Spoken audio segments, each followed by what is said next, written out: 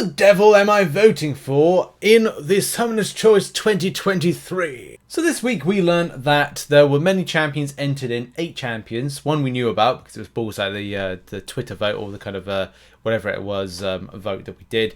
But there were going to be 7 other new champions to choose from in the Summoner's Choice 2023.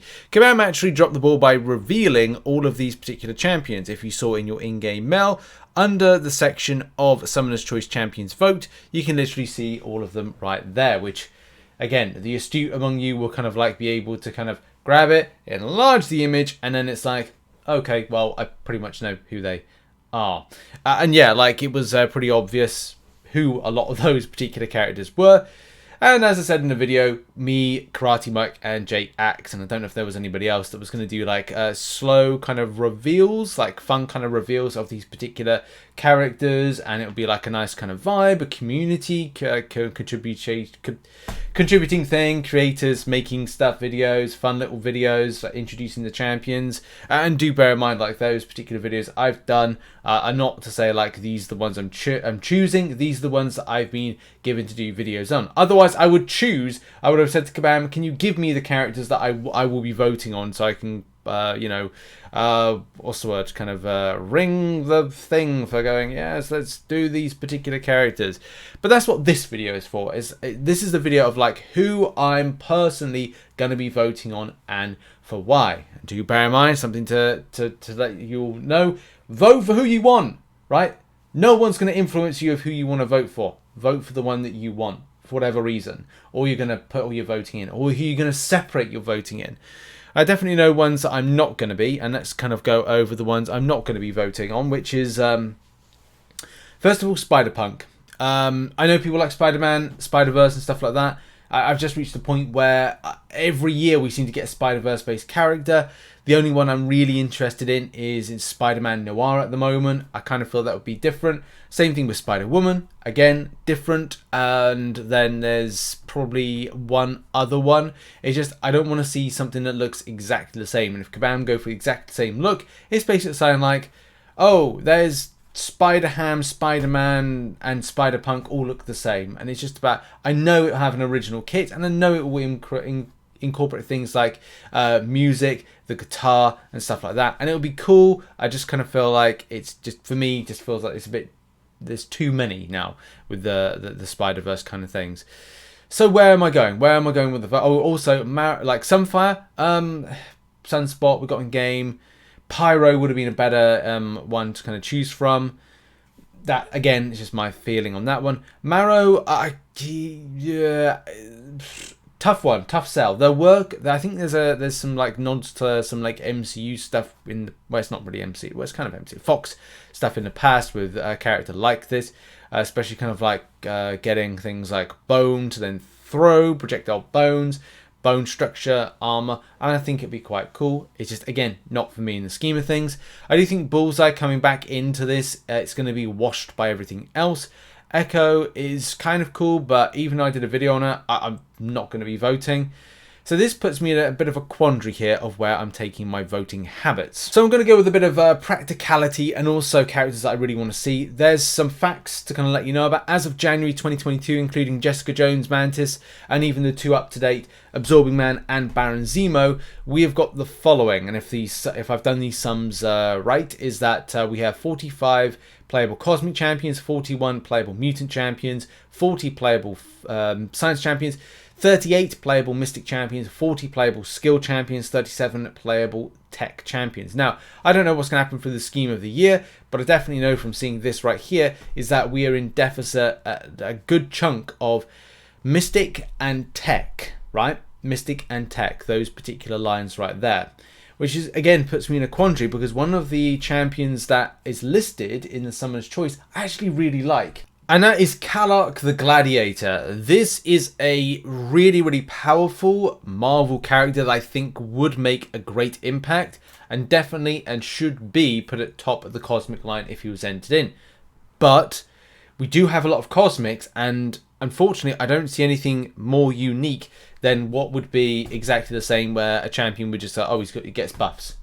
Like, that's the Cosmic line in a nutshell. The character is so tempting, especially when you're looking at stuff like this. He has demonstrated several astounding feats of strength, such as uprooting the entire Baxter building while fighting the Fantastic Four, shattering entire planets with the force of his blows, defeating Colossus with relative ease, knocking out the Thing in 2 blows, blunting the punches of Hyperion with his open palm, and by severe effort knocking him unconscious, by breaking his back and even carving one of Vulcan's eyes out and beating the Omega level mutant unconscious. What? He also was compared to the Hulk in physical might. It's just like, ugh. That's powerful. That's powerful stuff. But then that's the thing, like, how powerful will Kabam allow this character to be? It is super powerful. So this is the problem I have, is there's 3 characters that I really would like to see. As I said, having Cosmics in to the volume that they have, it's just so tempting. It is really tempting to kind of put all the votes in there. Especially because I'm set at a quandary with my second choice or second option to kind of like narrow it down to. My next quandary is going to be Deathlock. The reason being, this character first was introduced as Luther Manning. If you don't know already, my second name is Manning. My first name is Richard, funnily enough. This version of Deathlock, Luther Manning version, which I think this is the image of Luther Manning version of Deathlock, he had a son called Richard Manning. So that's my name, like RichTheMan, Richard Manning. It's kind of like the, yeah, that's obviously the bit of history with the channel and stuff. So I hope that that's the version that Kabam have picked, which is the first version, not the 1990 version, which is Michael Collins. So I'm kind of at a quandary with this because it means something like important to me. Deathlock, by the way, it's a cool character. I think as well, and we'll look at abilities in a second, that it will be good to have more text in Marvel Contest of Champions. There's some stuff with how the character is able to time travel. If you've seen Agents of S.H.I.E.L.D., you'll know a little bit about the character. But yeah, I think a lot could be done with the character, and a lot could be done with the champion visually, and as well adding a new strong tech to the already kind of like, well, less than like on numbers line. My only concern is like what kind of remarkable element of weaponry the character could have, and it will just be a case that there will be a, like as it says here, a plasma pistol built into his body that takes its power from his internal plasma reactor. It also carries a built-in built-in backpack, sorry, and has access to plasma assault rifle and plasma grenade launcher. So actually, maybe switching between different types of weaponry could actually do something different. So there could be something a little bit here with this one, with the character. The character will have healing, and I'm a bit unsure because the character will be cyborg. Like, will it have that kind of RoboCop element where the character's, you know, doesn't really need much, kind of doesn't need blood kind of flowing through it, or will it be like a Mega Sentinel who, I think she can still be bled. So I don't know if there'll be some kind of like thing there or not with it. We'll have to see if obviously the character wins the vote. And the final character is White Tiger. So White Tiger is a bit of a, again, another weird one when it comes to a character being added in, especially because, like, well, not many people know too much about the character. It's all in the amulet, baby. It's all about the mystic-based powers. My only real concern about this as a character, and this is what I would like her as kind of like a final choice, especially because she's a mystic-based champion, and as well would have kind of exponential powers, especially with the amulets of power. But my only concern with this is how Kabam make the character different from Tigra, which is the problem. And I'm not saying like, oh, well, they're two different ones. Yes, but you still got that animalistic movement, the anthropomorphic movement, which would be similar to Tigra. Yeah, they may have some like difference in some sort of movements, but effectively it's the same. Weirdly enough, they work together, which is is what it is. But they could kind of go a bit further with it and kind of advance on that, especially with camouflage. The White Tiger amulet allows Ava to blend with her surroundings if she remains perfectly still, whilst not rendering her completely invisible to the keen-eyed superhero. So it could be have like a miss type element to it. Heightened animal senses. Maybe it's a case that she could then be a counter to evade-based champions, quite possibly.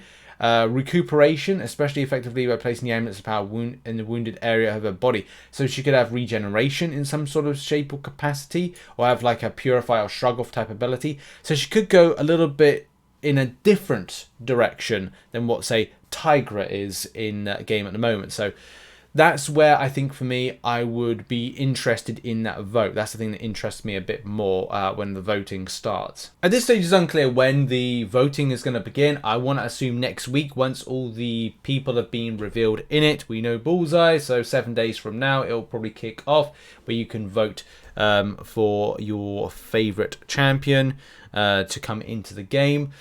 Up to you who you vote. It's certainly an interesting time in MCOC as to who we could get in and what it would change, and for what reasons it will change. Whether or not it's a personal reason that you're voting for that particular champion, whether or not it's a reason that's tactical, whether it's a case that you're spreading your votes. It certainly is going to be interesting to see like who is going to be the winner this year, especially because I don't think the Bullseye, yes, it won the kind of the votes that it did, but I just don't think it's going to be able to match up to the likes of Deathlock, Spider. I think Spider-Punk is actually going to do very well, but we'll have to see how the votes go. So it'll be exciting to see that.